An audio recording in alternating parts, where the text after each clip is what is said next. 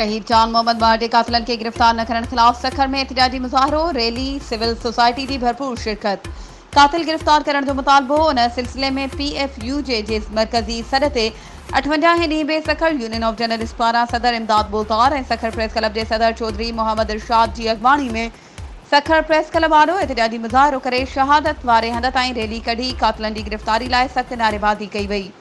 एहतजाज में सखर के सहाफ़िन के वॾे अंग सां गॾु सिविल सोसाइटी के अगवाननि शिरकत करे यकजहती जो इज़हार किया। उन मौके ते सखर प्रेस क्लब के जनरल सेक्रेटरी शहजाद ताबाणी, जावेद जतोई, सैयद अहकर शाह रिजवी,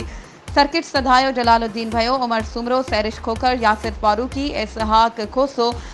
मजीद नवाज मुगल, फरीद सुमरो, अनस घांगरो, अजहर दायो, बख्श अली फुलपोटो, यार मोहम्मद सुमरो, काजी ज़ियाउर रहमान,